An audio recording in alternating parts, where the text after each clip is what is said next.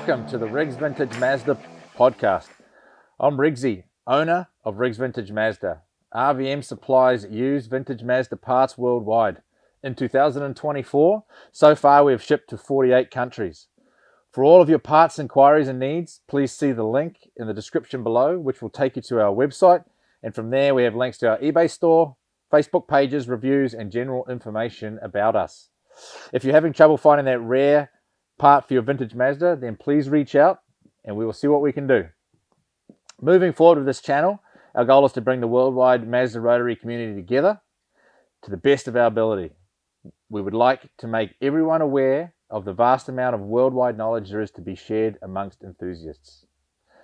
On today's episode, we are back once again for the second visit to AUSCAN Industries, and I'd like to welcome you once again to Duncan Stewart Wood. How are you? Hey, mate. Back again. How good's this? Oh, awesome, man. What's been going on since last time?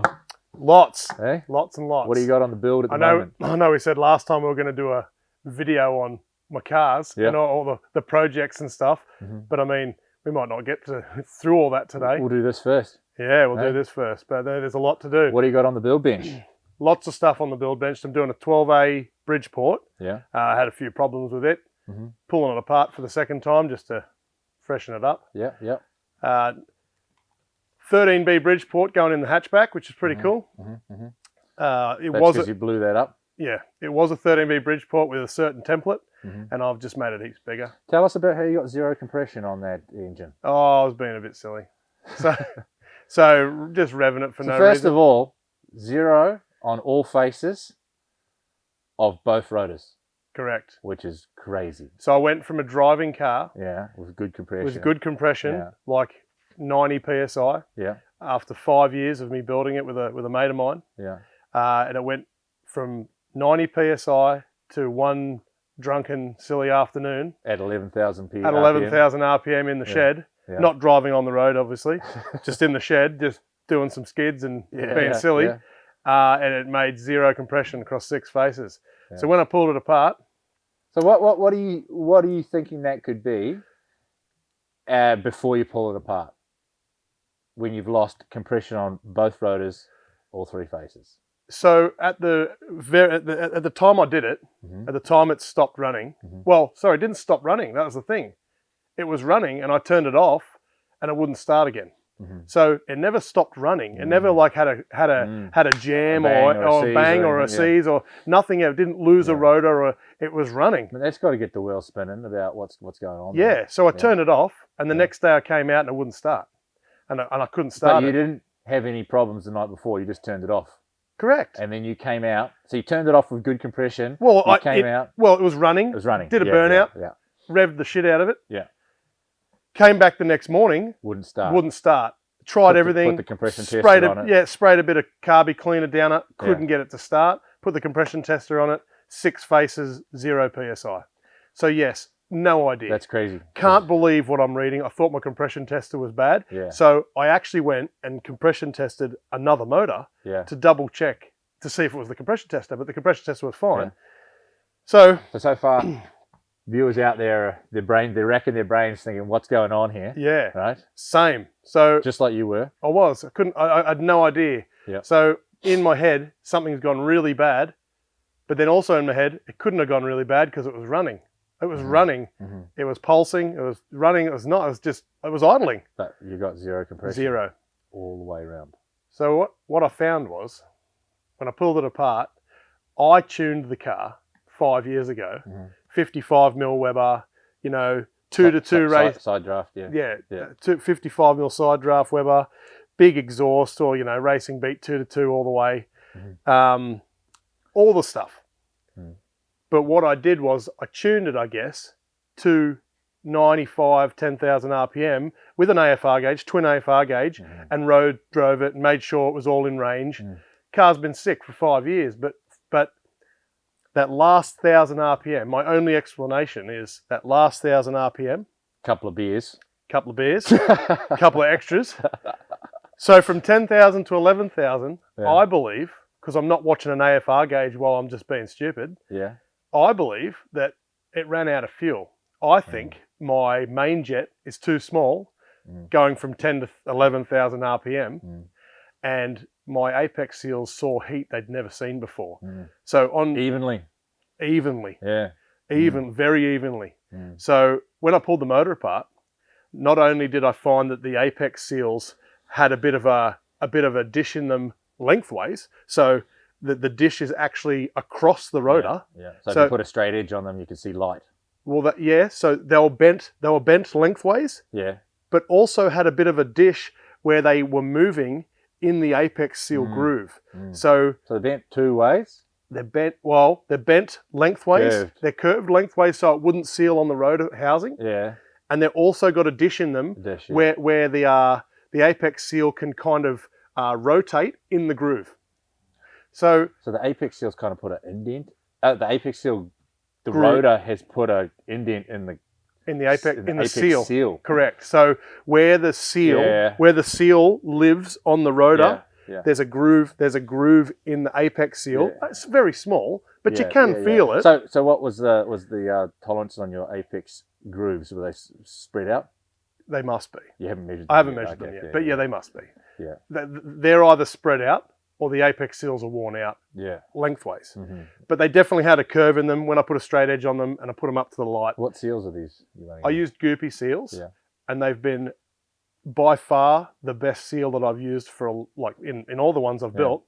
5 years, 10,000 RPM, every single gear. Anybody that knows my GLC, my 323 hatchback, knows that I abuse the shit out of it. Yeah, so no seal would survive that. Well, maybe a ceramic. Maybe. Yeah. But in my opinion, they've been really, really good seals. Yeah. And I've bought lots of sets, and I'll continue to buy them. But this set just saw the end of its life. Yeah. 5 years of abuse and poor tuning. Yeah. So I believe that at top end, at 10 to 11,000 RPM, my AFRs went through the roof, and the apex seal saw heat, melted some stuff. But then lots of people have told me that that's not the case on an NA. So that stuff doesn't happen on an NA. But I've got 6 seals that are bent, bowed. They're bowed. Right. They're curved. It has to be heat. Yeah, that's crazy. Yeah. And it went from running to not running. Over one drunken burnout. Yeah. So other stuff might have happened, you just don't remember it. Yeah, maybe. But no, I do genuinely believe that it saw heat that I'd never seen before. Yeah. Maybe the seals were at the end of their life anyway, 5 years later, and lots of abuse, But yeah, got to fix it up. So we're putting that back in the hatchie. Yeah. Well, so we've got to do a tour of the hatchie. Maybe you'll be here for it one day. So you got the hatchie. You got what else you got? What other cars I've got? On the engine builds. On the engine builds, I've got... You're refurbishing Series 3. Yeah, so Series 2 FB, I built for a customer.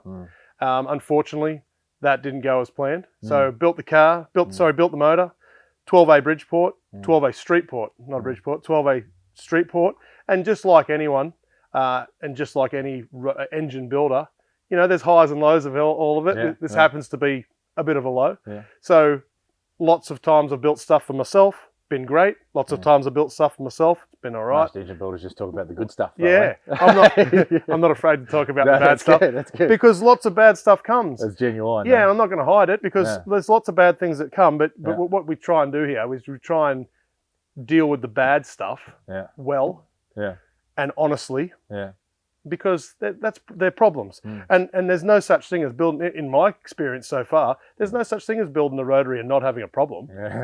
No such thing. Like it's everywhere. Yeah. So unless you're building even when you're building extremely high-end stuff and high-end, very expensive, no money spared, you can still have a problem. Yeah. Something can still go wrong. Something can still, even the customer can do something, and you still have to be a part of the fix. Yeah. So I've got an engine right now that this 12A Streetport, real big Streetport, serious 12A. So yeah, just lost compression in the rear rotor, and we'll have a look at that. We've got to tear it down. Yeah. Still got to dig into it. Maybe it's a Ben Apex seal. Maybe. Maybe the AFRs were wrong.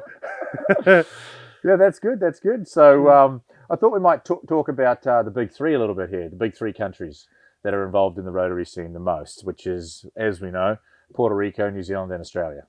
Oh yeah, for sure. You know, like we really want to tie these countries For together, sure. and we kind of want to bring, all the gurus together and get them on the show, and because a lot of these people out there, you know, there's a good amount of them that you get advice from. Yep. You know, we all Lots. ask for advice. They ask for advice. They give advice. We give advice. Everyone's like sharing the wealth of knowledge. Yeah. That are just basically like any of us stuck behind a computer in another country or a phone trying to give advice, right? Like we can bring it more of a personalized aspect to things and get these people on the show. So then you can be like, oh, hey, I saw Duncan on the Riggs podcast. Yeah. What a legend.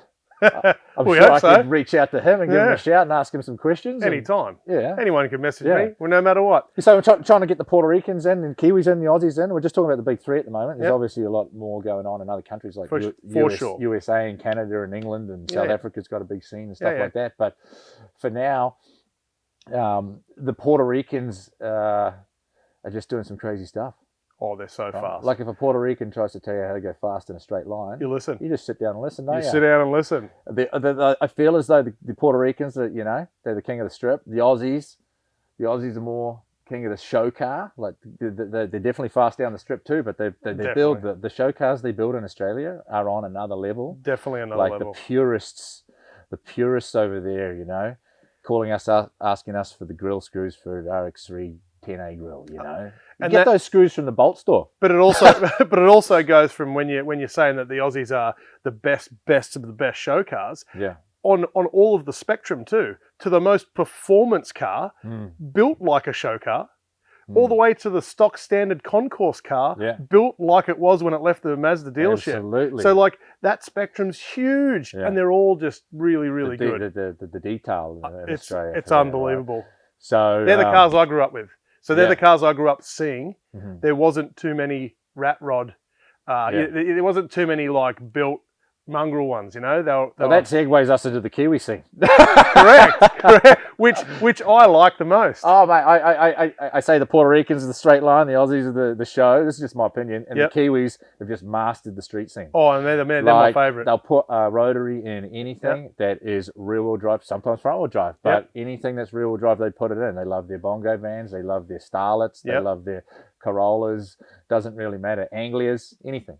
Anybody that knew me building cars in Australia knew that I loved 13-inch wheels, slammed really low, fat, deep dish wheels, Tiranas. They weren't Mazdas, but I liked that look. Yeah. So then when I came over here and I started doing AUSCAN and getting all these Mazdas and building some really cool cars and helping people build cars, I definitely favour the Kiwi spec. The Kiwi spec's like the more impractical it is, the cooler it is. The cooler it like, is. so you've got a bump-stopped RX3 sedan with a J-port in it. Yeah, and cut springs. Yeah, cut springs. Oh, yeah, bump stop. On 13s with miniature brakes. The sick. I don't know what's so cool about that, but sickest. it is just amazing. So cool. But then you get the Aussies saying that, you know, you're only as fast as your brakes, right? So they've got the big brakes and the big wheels, and that's another whole level of different coolness to them, right? You're not going to outperform an Aussie-built car. No. No chance. No chance. Those Sydney cars, you can't outperform this.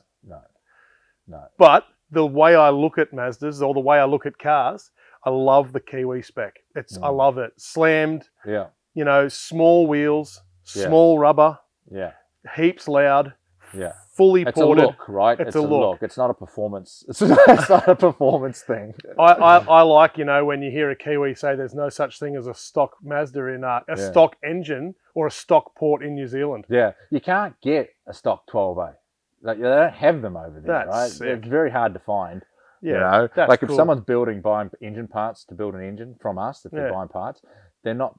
They're building a Bridgie, right? Most of the time, right? Yeah. And then there's lots of guys like the Greens and that. They're doing some pretty crazy CNC stuff down there with their PP housings and their intakes and all that sort of stuff, right? So, and then, but that's not taking anything away from the Puerto Rican show scene and the Kiwi show scene, or the Australian street scene and the Puerto Rican street scene, and I mean even the Kiwis have got some fast guys in a straight line too. Well, there's a bit of every aspect that you just brought up in every country. Yeah. Oh yeah, but the way I guess we see it for sure is that that's the way it kind of appears to be anyway. Yeah, and the amount of people we're dealing with in that's what we see with all our customer base, you know. Yeah. It's funny, like we kind of treat customers differently based on where they're from, just because we know how to handle them. You know? Like sometimes the Aussies will call up and they'll be like, you got this, Riggsy, just send it, mate. They don't even ask what the price is. They don't even want tracking number or nothing. Just send it, But the problem is these guys are getting ripped off as well by the scammers online too, right? Like which is bad. They're too Aussie. They're too like, no worries, mate. And I see all the scam pages on your business. Yeah. It's non-stop. Yeah. Non-stop. I know which one's real because, you and I have spoken and I know which one's real, but you could easily pick the wrong page or somebody reach out and they think it's you. Yeah. There's just so many. And I don't have Instagram, but there's a full AUSCAN Industries Instagram page, which is non-existent. It's not my page. It's a scam page. It's painful to see, especially when you've got a really good customer that's trusted you for years and years and years, and you've got a really good relationship with him. And he gets scammed. And he calls you, he said, hey, Riggs, mate, that part hasn't turned up. I'm like, my heart just goes, oh, man. What part? No, because he's just seen the name, and it's like, just send it. It's terrible. But, like, it's not just you and I. It's Phil's getting hammered, and... Even just one-off parts sellers have posted something. Their stuff's just getting screenshotted and reposted, right? Yep. Like we could do a whole episode on this, but it's just we try to point people in the right direction to research before. Yeah. Like if you read our page, it says give us a call. Anyone's welcome to ring me. Yeah, anyone's welcome. You can ring me on Messenger. You can ring me on Facebook Messenger. You can ring me on the mobile phone number on my website. Yeah, no problem. Anytime you want to ring, and then we'll organise it over the phone, so you know you're talking to me. No worries. No worries. It's we've had instances where we'll get like a payment through credit card or PayPal, and I'll be looking at the payment and be like, oh, one of our existing customers has just bought a part. Yeah, but you don't know what it is. I don't know what the part is, right? And so we'll just call him John Smith. I'll call up John Smith. I'll say, hey, you just sent us $250. What was that for? He's like, oh, that 6-port front plate, whatever. I'm like, what 6-port front plate? He's like, oh, the one that you just had advertised on such and such a page. Yeah, it's a scam page. Yeah, and I'm like, that's not us. But luckily, I've got that plate on the shelf and I'll send it to you. Yeah, and lucky. So it's happened quite a lot where the scam pages are making sales for us. Isn't that good? And because they're an existing customer that they're scamming, they've got our banking information, so they'll send us the payment when the scammers ask for the payment. And they'll be like, oh, I got Riggs in the address book. I'll just send them the money for the steering wheel or whatever. Yeah. And we're like, oh, payment comes through for a steering wheel. Did anyone around here make that sale? And it's like, nah. That's good. So you've been scammed. That's good. But we've got the part. That's one of the good things. Nothing else is good about the whole situation. It's terrible, man. It's terrible. So, I get screenshots of people saying, how much is this? It's from an Instagram page. I don't have Instagram. It's like, it's totally made up. Yeah. Like it's absolutely fake. It's crazy that humans could stoop that low with not having a conscience. There's like something's gone wrong there along the line. Something's happened. Definitely lots of them. Which is a shame. But man, it's definitely not just our community. This is happening on everything. Yeah, that's right. There's always someone trying to scam something, and the best way to keep away from the scam is just ring. Yeah, just do your due diligence, right? Like the thing is, we take for granted a little bit is how often we're on the pages, so we kind of know it like the back of our hand, whereas these guys that are buying the stuff and getting scammed, unfortunately, are only on there once a week. That's right. They don't know the algorithms and how everything works and all that, because they've got different jobs. They're just building one Mazda and they want a part, and then they go on. But we just push so much to just call us, like you can anytime. Call us or do your research, or I know a lot of guys are gun shy to buy because of that reason, because they think that they could be getting scams, right? Yeah, for sure. So we just hate to see it, and we just want to mitigate it. Like the spiel we have on our page, it's a paragraph, man. You got to scroll about buying from us, and it tells you everything you can do. Yeah. So I mean, the people that I know for sure that aren't buying because it's from Canada is the Aussies. Yeah. So I've spoken to many Aussies that I sell parts to that have said that there's heaps of people here that won't buy from me. Yeah. because they're not just sure of the process. And the process is pretty straightforward. I guess it starts with the confidence in the buyer. So that the confidence for the buyer would be speaking to me first. Yeah. There's nothing hard about it. You can buy the part, send me the money, and I'll send you the part. Yeah. But feeling confident for the buyer is important, you know? Yeah, and then one thing, just never friends and family. No friends and family through PayPal. You got to send it as a genuine PayPal transaction, right? Like, it's got to be Above a genuine PayPal transaction, so you can just get Yep. your money back if it doesn't turn up, right? Yep. PayPal will always side with the buyer, That's right. right? But you haven't got a foot to stand on if the scammers are asking for gift friends and family. There's obviously no fees involved. That's why, but you just get scammed, right? Yeah. And also in the States they've got Zelle and Cash App, Yeah. which we don't have in Canada. Well, I don't have it either. Yeah, but the scammers ask for the Zelle and Cash App a lot, right? And Yeah. just sucks because the guys that are getting ripped off are just really good people. Yeah, you know, like genuine. they don't even think about someone ripping them off. No, that's right. You know, they're not on edge. They don't think about that. They're just like, And the hard part about the scammers is that if you get scammed thinking you're buying something from one of us, yeah, we can't fix the problem because we no, didn't get the money. we get a lot of abuse. I know. And we calm them down, but it's just I know. it's sad, man. It is sad because I feel terrible that it was my name that caused that. Yeah. You know, like Yeah. I didn't cause it, but my name's involved in someone losing some money, Yeah. and I want to fix it. But that that's me giving away a part for free. Yeah. So I can't. You can't fix it. Just got to do your due diligence, eh? You know. You're welcome to ring. Yeah, that's just The numbers that's on the just how it website. is. Look this up. You can Make ring. a call. You can ring on Facebook Messenger. Even just go on the Facebook Yeah, that's page. the best way to do it. Yeah, I've got an AUSCAN Industries Facebook page, AUSCAN Industries website, and the group page, like we spoke about last time you were here. Yeah, absolutely. Yeah. We just don't want to see it continue. So what are we thinking about the abundance of new rotary car shows popping up around the world? Like, It's good. man, we've obviously got 7 Stock that's been a staple for 26 years, I think now, and we've got the pinnacle in Australia would be the Revival and the Jamborees, right? Yep.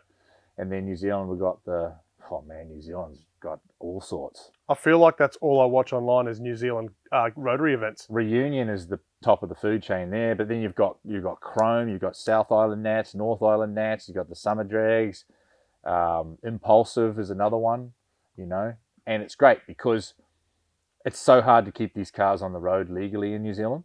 You need a warrant of fitness and a registration. Oh yeah. For those of you who don't know what a warrant of fitness is, you've got to take it in every 6 months and get a inspection by the warrant of what's the name of the warrant of fitness place is called VTNZ, Vehicle Transit Testing New Zealand, Vehicle Testing New Zealand. So they put your car through the ringer every 6 months, and you know, if you've got a Bridgeport, you can't keep that thing quiet. You've got it can be done, don't get me wrong, but these events make it so that you just have a car for events. Yeah, You can take your car that used to be able to be on the road back when the laws were lenient, and get it on the track with 500 other cars. Well, I mean, Aussie's Aussie might be a little different, but it's not too different. Oh, the engineering in Australia is pretty hectic. It's pretty very hectic. Yeah. But if you get an engineer to sign off on the mods, Yeah. it's above board. Yeah. The hard part, unlike Canada, the hard part in Australia growing up was every single year you have to get a pink slip. You have to pass an inspection, a roadworthy inspection, every single year. Yeah. Where here in Canada, it's only once. It's the first time you buy it. and Alberta, man, you can put your head through the rust holes and you're sweet. Yeah. Right? So here it's Like only once. For when you buy the car, yeah. it's safety to go on the road, and you're never asked again. Yeah, I know. I mean, the only thing they could get you here on is noise. Decibels, Yeah, if you're being too loud, right? Yeah, but I mean, keep it loud but tame. But You- in you New do- Zealand and Australia, they do get whatever you you on 100 different things, For right? sure. Noise is just one of them. Oh yeah, for sure. Right, you can drive around with no suspension, no springs here. no problem. No, And rust, it doesn't matter. no problem. Yeah. Yeah, but and you can have engines hanging out. You can have all sorts of stuff. Yeah. Nothing. Yeah. So that's the best thing about things like shows like Reunion and that, right? Like, Definitely there's some stiffer laws when you go into, say, downtown Toronto and that. yeah.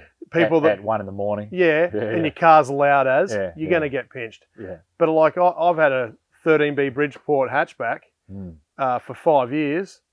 I've driven it heaps. Yeah. Never. I've not even been pulled over. I've been in traffic with police cars. Loud as. My kids have to wear earmuffs in the back seat, you know. So and the cop hasn't pulled me over. Yeah. So you know, it's definitely different here. Yeah. It's easier to enjoy them here. Yeah.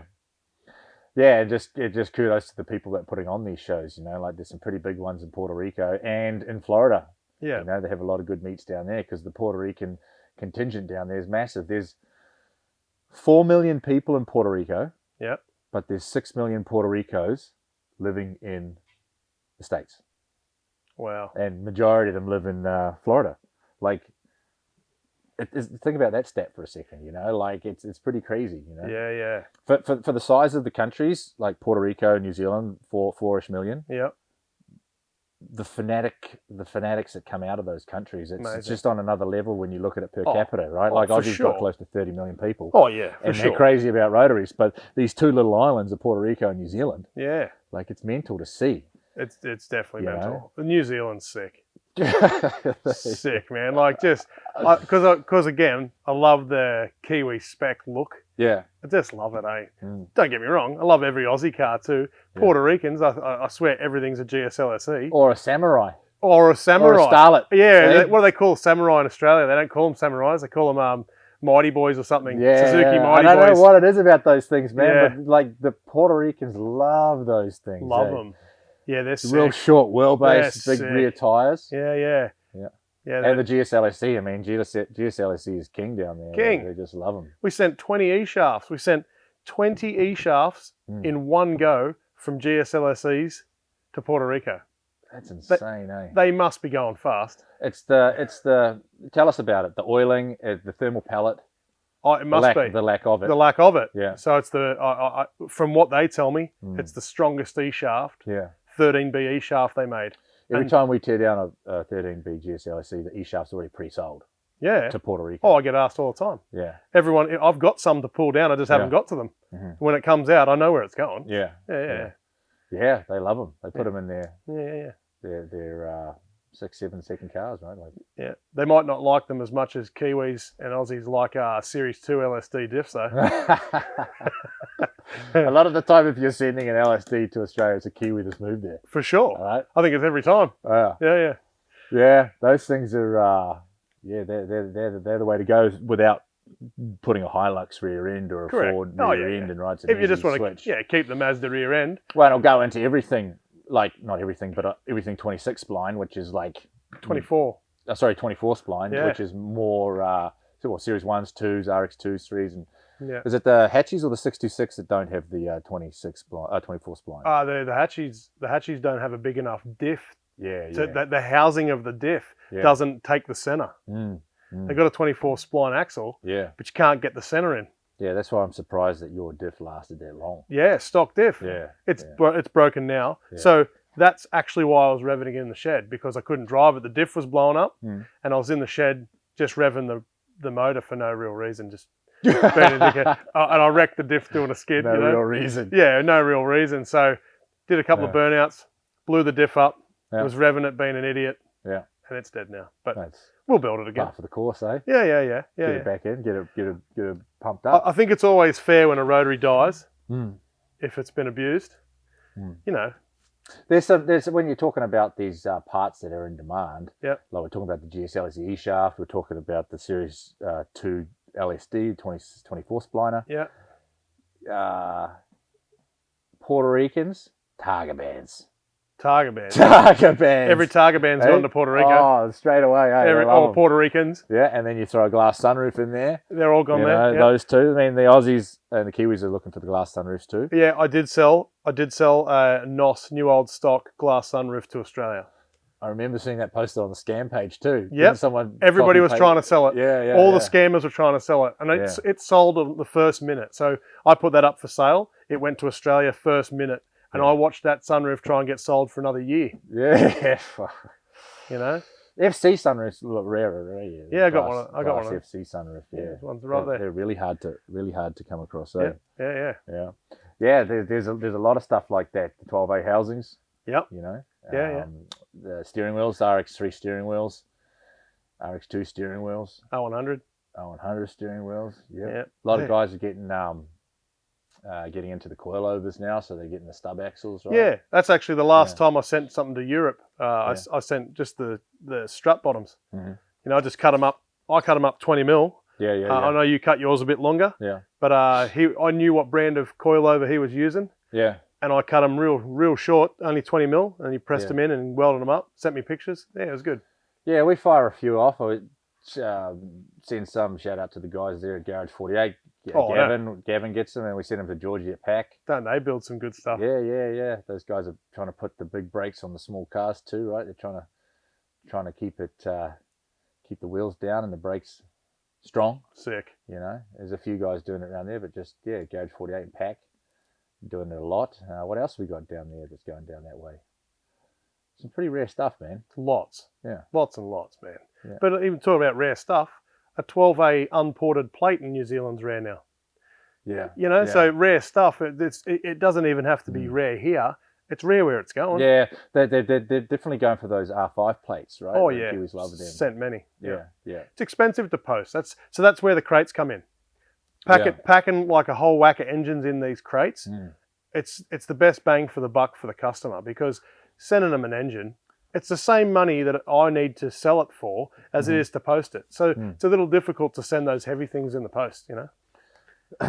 As we all know. And that's tough to get across to a lot of people that don't do a lot of shipping, buy a lot of stuff from overseas. Yeah. They can't realise that the cost of the shipping is just stupid when it's dimensional or heavy. Yeah. You know? So a diff center complete doesn't make it in the post. It's only this big, but it's too heavy. You can't send it. Because, it's just too heavy. The dimensional size and the weight exceed the limit. Yeah. So when you pull it apart and you've got a hemisphere and you've got a housing, like just the actual case that the hemisphere goes in, you can send these separately. Yeah. And no one wants the snail mail on the boat either, right? They all want the air freight, right? And that's the problem. Like the thing with shipping to Aussie from Canada, you can only ship up to 20 kilos. Yep. Air freight, but New Zealand and the States will take 30. Right, so it's cheaper to ship to New Zealand than it is to Australia. In fact, Australia is the most expensive place to ship to. It's terrible. Just because of their rules, man. Like their rules on the postal service rules, you know. And then sending a crate, nobody realizes that the box itself is $1,500. Yeah. So when I'm quoting all the parts, I'm not making any money on the box. I've got to buy the box. Because it's got to be special stamped treated wood. It's got to be treated wood. It's got to be built. It's on a pallet. It's got to have all the paperwork. And it's got to be heavy duty. Yeah. It's got to handle the weight. Yeah. All these things. It's got to have paperwork, all stamped, fumigated, all that stuff. And then it's 8 to 12 weeks before it gets there. Yep. Right. And then you still have to do all the shipping or the transportation before it gets to the boat. So when we buy the pallet or we buy the crate, we fill it up. Make sure it's all nice and all strapped together. All the insides are bubble wrap packaged, like nothing's going to get smashed or damaged. You still have to get this to the depot. Yeah. And the depot's an hour from here. So you've still got to winch this thing onto a trailer or forklift it on. And then where we are located in Canada, it's a long way to the ocean. Correct. Right? So you got to get it to the coast. Yeah. But where I am, it's a 20 hour trip, right? It's a lot longer for me. Yeah. So that trucking on top of the boat, and then it gets to the port, and then hopefully they can pick it up in Auckland or Sydney. Yeah. But if you can't, you got to get delivered rural and like wherever town they're in, you know. And this still beats if you were to buy 4 engines disassembled from here. Oh yeah. Buying the crate and spending the money up front. Yeah. You're still going to get a better deal. Yeah. The shipping just kills it a lot of the time, but then like you and I, we're doing so much that we, you know. Canada Post look after us a little bit, but still, for sure, it's still stupid. Oh yeah, stupid pricing. Hundreds of items every year. Yeah, what do you do? Thousands of items every year. Yeah, I think in 2023 there was close to 2,000 just to New Zealand. Yeah, there you go. See, look at that. Yeah, so we're moving a lot of stuff, man. Yeah, and the more you sell, you know, the better you get with the post service. It's so good though, building relationships with these guys, like the Puerto Ricans and the Kiwis and the Aussies. It's just like my the RVM communications manager Spencer, you know him well. He started to learn Spanish. He's starting to learn the Spanish words for the mechanical parts of cars. Good for him, right? Like because a lot of the Puerto Ricans will message in Spanish because their English isn't great. Yeah. Some of them, but then we try to reply in Spanish. I do too. Yeah, so we use Google Translate. Same. You know, it can get a bit touchy when they start talking to you in Spanish slang. Because Google Translate doesn't pick it up as well. So I respond if somebody messages me in a different language, I only speak their language back. Yeah. I never ever write back in English. If you send me something in French, something in Spanish, it's all coming back your language. It's a great way to look at it, and it's what we do as well. But you do have to be a bit careful when you're doing a deal and making sure they get in the right part and stuff, because the terminology is different too. Right? Sure. Even in English, the terminology is different between Australia and Puerto Rico. And I guess that's where pictures come in, and you got to treat the customer differently, but you got to be more thorough. Yeah. But if you reply in Spanish, they think you know fluent Spanish. That's another problem. For sure, yeah. And then they start speaking a little bit of slang. Yeah. You know, like the Kiwi slang, right? That's on another level too, right? Even sometimes, like, I know the Kiwi slang, but the team at RVM they're learning it, but they don't know it because they're not from there. I don't know all of it. Yeah, and the Aussie slang, right? And so they'll be messaging me, hey, got a message from New Zealand. He said something about choice. That's good, eh? He said choice, bro. And I'm like, what? And my guy's like, what's he trying to choose something? Yeah. And I'm like, no, that's just Kiwi, man. It's good, Kiwi, eh? Yeah. It's and good. why are they saying as at the end of every sentence? Sick as. Sweet as. Sweet as, you know, like, and stuff like that. And then the Aussies throw it in twice as hard. Oh, it's crazy. Like but we get a kick out of it, right? Like, it's always good to talk the lingo if you can. And it's more personable as well, you know? Yeah, I know anybody that knows me knows I always use the lingo. Yeah, it's the best way to go, right? But then there's also like all the different names for like hood and bonnet, and trunk and boot, fender and guard. I do the same. If you can't say ute here, I can't say go get that at the back of the ute. The REPU ute. You can't say this. You have to say truck. Yeah. So I also use Canadian words for sure. Like I can't just speak Aussie slang here. Yeah.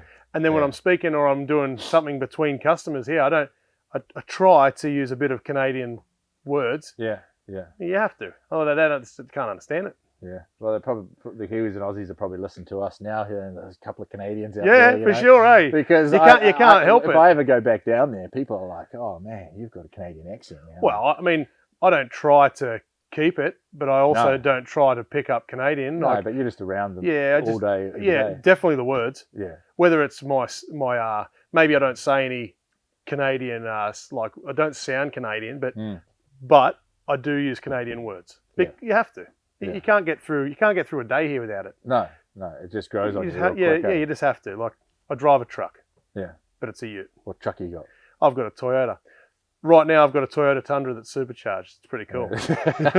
So I've got a pretty. That's rare. Very rare. Yeah. In 2013, they offered it from 2008 to 2013. They built supercharged. Well, they offered a supercharger kit for any V8 Tundra. So it's a 5.7 V8. Yeah. And it's got the supercharger kit done by TRD. It's got twin exhaust by TRD sway bars. Sick. Makes 505. Pearl white. Sick. 500 horsepower. 505 horsepower. 800 Newton meters. Yeah. So you use that to go pick up cars. Oh yeah. With your trailer. Don't even know the trailer's on it. Yeah. Yeah. So fuel gauge probably does though. Oh, fuel gauge knows. So we spoke about that yesterday. The fuel tank isn't quite big enough. Yeah. Just a 90 litre. Yeah, 90 litres. Yeah. So you get say 450. 500 Ks, somewhere between 400 and 500 kilometres per tank. That's what my FD gets. Yeah, maybe a little less. Yeah, so maybe it needs a bigger tank. Yeah, heaps of power, tows anything. You know, 4-door, crew max, supercharged V8. Sick. Yeah, and comfortable to drive. And anybody that lives or knows about the Canadian winters, as soon as you get the snow, man, this thing just goes through the snow. Plows. Plows, sick. Yeah, you got to have a truck here if you're doing that sort of stuff. You got eh? to. You got to, man. Just the conditions, it's just a whole other world, right? Yeah. So before this truck, I had an F350 dually. Oh, yeah. Yeah, 6-speed manual, big twin It was turbos. just impractical for what you were doing. Impractical, you know. And a dually's not better in the snow. It's actually quite bad in the snow. No, because you've got to create your own tracks. Correct. It got on top of the snow. Yeah, It's no good. You got to get through that. Cut it. You're not following everyone else's tracks, right? Yeah, it was terrible. So I got rid of that. And before that, I had a V8 Nissan Titan, which we didn't get in Australia. Yeah. But it was a what was it in Australia? It was a Navara. Oh, yeah. Nissan Navara. Yeah. So and that would be a Toyota Hilux. This is a Toyota Hilux, but it's a Tundra here. There's a Tacoma as well, eh? Yeah, the Tacoma's the 6-cylinder one. They still make that here. Yeah, you can get them a lot smaller, eh? Yeah. Did you know the Toyota Tacoma, this year was the first time they took away the drum brakes? Oh, really? Yeah, they had drum brakes on them forever. Yeah, okay. Fun fact. Yeah, there we go. Toyota. We're getting outside of the realm now. Yeah. Eh? but when it comes to tow trucks, mate, like tow rigs, yeah. I've always liked the Japanese stuff. I did have a Ford F350, but I really liked the V8 Nissan Navara, the Titan. I loved that. I had that for 4 years. Yeah. I got the domestic, the Ford F350 dually, 6-speed manual, big diesel. You just realised that was just impractical for what you were. Mate, it was a 7.3 litre V8 twin turbo diesel that made like 600 horsepower and 1,000 or on like 1,500 Newton meters or something like that. Those things just, man, they just can tow so much more than they're rated so for. much. Like so much more. I could have pulled a house out of the ground. Yeah, I don't need that. I carry one Mazda at a time. Yeah. So I don't have a 4-car hauler like you. So you know, now I've got this Toyota. That's good. I do like Japanese trucks for what I'm doing. Yeah, like repus. Oh, sick. And you know what? I'm pretty sure I saw a picture of you towing with a B1600 with a car trailer. Yeah. So one of our tow rigs is a B2000. Sick. 82, 84, 82, 84. So we two-wheel drive? Yeah.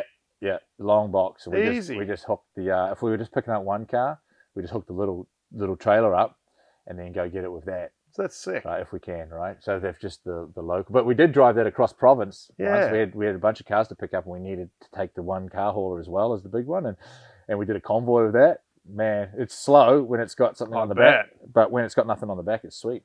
Yes. But it looks cool when you're towing a Series 1 with an old Mazda truck, you know.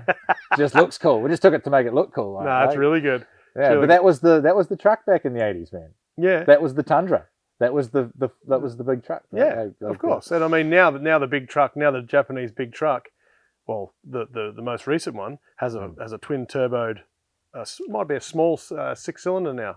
It's a 6-cylinder twin turbo, but mine's got the biggest V8, and the last year they supercharged them. So for me, that's my tow rig. Yeah. I'm staying with this for forever. Yeah. In my opinion, in my thoughts, I'm going to rebuild this when it's dead. And it's a 13, right? 2013. Correct. It's only going to gain. Well, it's just such a rare truck, right? Yeah, that's right. It's just going to gain, right? Like the REPU. We keep bringing it back to the REPUs, which is sick. Hey, you got to remember the REPU was the farm truck. Was like the REPU was the thing, was the tow rig. It was introduced to North America to compete with the Ford, Chevy, and Dodge at the time. Yeah. You know. Yeah. And just the look of the REPU is just on another level, eh? Like the pumped out fenders, flares, whatever you want to call it. The battery box. That's definitely a real candidate for rust. Sick. Hey, it's in an odd spot, eh? That's so cool. Yeah. The battery box, the pumped out guards. I love the front, the grill, man, and when they're slammed, there's none better than your one. The thing is with the REPUs, like 15,000 made, right? But that makes me think like how this 10th anniversary FC, right? Oh, don't get me started. No, but I'm just talking about numbers here. The word out is they only made 1,500. 1,500, like I believe. I'm not sure. I might stand incorrected. Someone can probably correct me on that. But that's what I think the number was. It was. Was it? Mate, but how could it be? Every time I look around, there's a 10th Annie. I've seen way too many for there only to be 1,500. I know and that's what I don't understand. You're telling me there's 15,000 REPUs and only 1,500 10th annies. I don't know, man. I think the numbers are a little skewed there. Something's wrong. Someone might call me out and correct me, but I don't know. 100% we're getting called out. Yeah. Because definitely Canadians think there's definitely only 1,500 and they're that rare. Yeah. I just can't believe it. Yeah. There's so many. I've seen so many. Yeah. Like, I was just speaking, I just commented on somebody's post here in Canada. Yeah. I can't believe that these are only 1,500. He agreed with me and he goes, yeah, I've had 5. Yeah, You know? yeah, like it's insane. It's right? insane. There's no such thing as having 5 of one car that was only 1,500 produced in 1988 only. They only made them for 1 year. Yeah. I find it hard to believe. Yeah. If I mean, there might have only been 1,500. Yeah. Just hard to believe. It is crazy. Yeah. This is crazy. Well, let's talk about porting. Sick. Yeah. I really like this. I'm on this topic in my personal life right now. Yeah. That's it. Like I got there's a sheet floating around about all the different ports. I think in New Zealand made it up, and we got a couple delivered to the shop. Yeah. And man, there's some stuff up there, like the ports that guys were running to stay inside classes. Yeah. You know, like you couldn't alter you couldn't create a new port. No, you had to keep the outside perimeter joined. Yeah. And then you couldn't. I believe, I might be wrong, but the J port was kind of created because you weren't allowed to create a new intake. I believe so. Which yeah. is the PP. Yeah. Right. So guys created the J port. Oh, that's what I believe. Yeah. And so there's that one, stay inside the class, and there's the one that you just said where you can't have 2 ports like a bridge port, right? You've got to join them. They had to join them, and they did. They put cuts across the bridge. Yeah, I think they call it a herring port or something weird like that. So on the wall, you know, if we ever do a thing about all my cars, on the wall, I actually have this poster with all the different ports. Oh, okay, so you got it too, yeah. Yeah, I do. Yeah, I have that poster that I bought from Australia somewhere. I believe they're all just a lot of them were designed to just stay inside classes, right? I believe so. Classes, right? That's what I think, yeah. But the J port, I mean, like, in my personal opinion, I don't believe there's a better sounding rotary engine other than like at idle. We'll just say at idle than J port. For sure. They've just got like a I don't know, man. It's just a unique sound about it. For all the people that don't know, Ryan's got the biggest J port I've ever seen, and it's in your RX-3. Yeah. This J port is just mind-blowing. It just sounds different, eh? Like you can't. The person that made this, the person that ported that motor, has a view on engines like nothing else. Because I've thought about recreating that. You've sent me the pictures of those ports.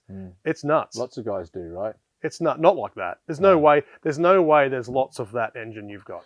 No, lots of guys want the template for that. Oh yeah. Right. Yeah. Like I mean, it came from New Zealand, from one of the rally guys down there. But I mean, is there really a template? It's just it's cut right out. Yeah. It's nuts. It's nuts. Like the housings are cut right out and then built with Devcon. Yeah. It's crazy. Yeah. That's the coolest port when it comes to J ports I've ever seen. Yeah. Is your engine. Yeah, so I got it through Levi, but Levi got it through I can't remember his name, a rally guy. So Levi at Rotor Life, shout out to Levi. He got it through a rally Big influencer.